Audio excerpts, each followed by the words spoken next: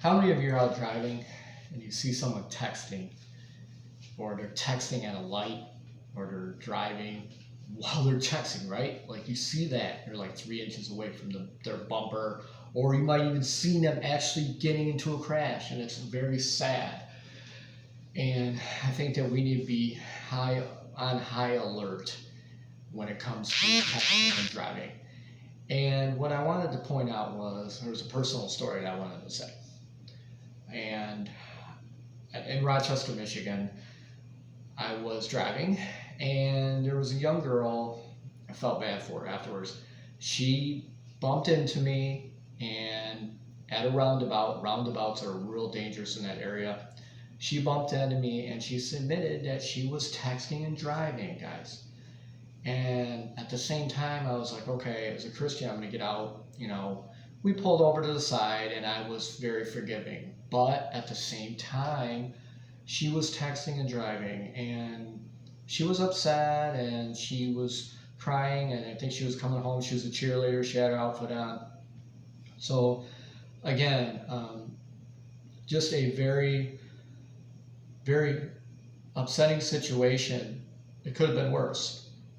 So again, I kind of wanted to point out real quick, according to the National Highway Transportation Administration, we have 660,000 people are out on the road, and they're using their cell phones.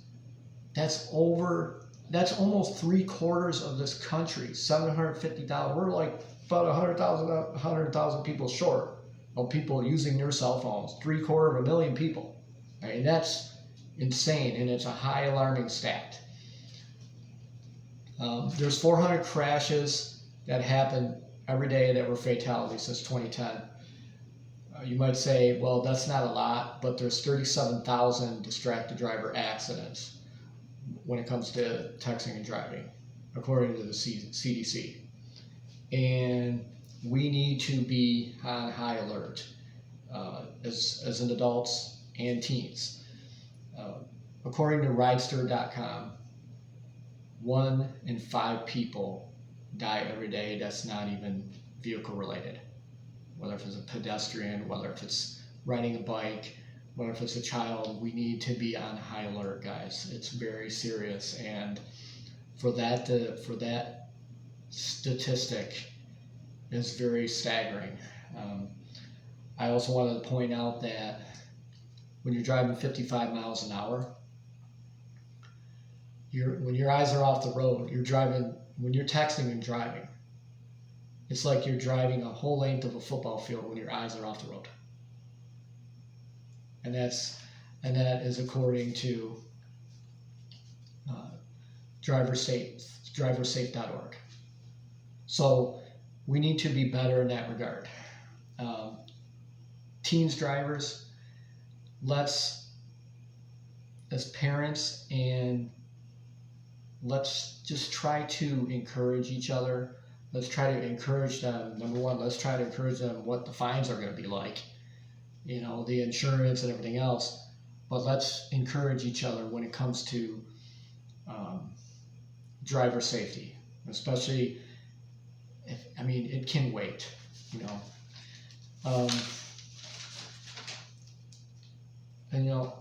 can we imagine a world where there is no technology? Well, we can't.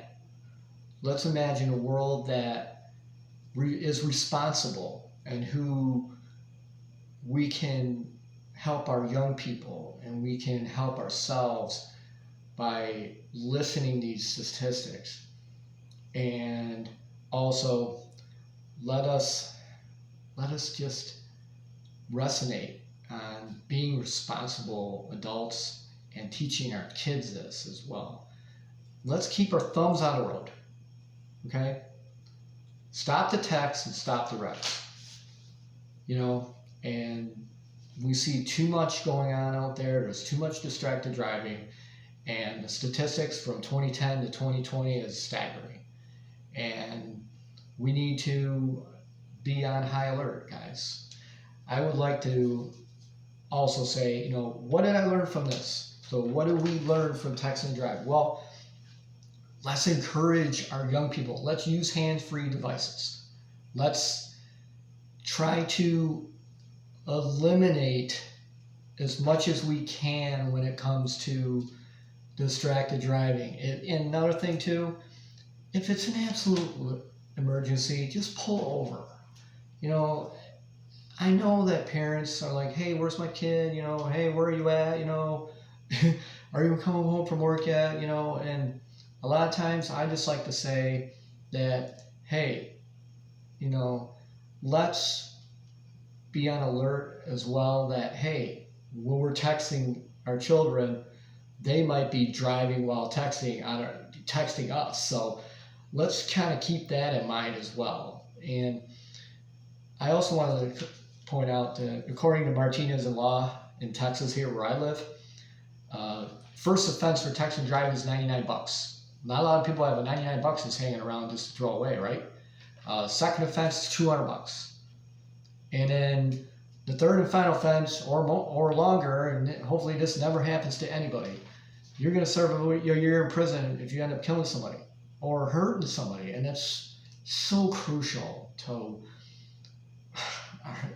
you know, it goes without saying. And I also want to say, you know, it's not worth it. And if we just as parents, and if we can just provide our children and ourselves, like, to be responsible and to be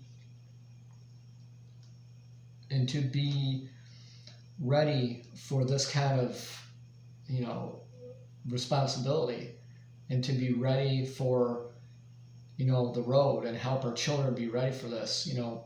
And also to, let's take driver safety classes. Let's take driver safety courses. I mean, they're out there.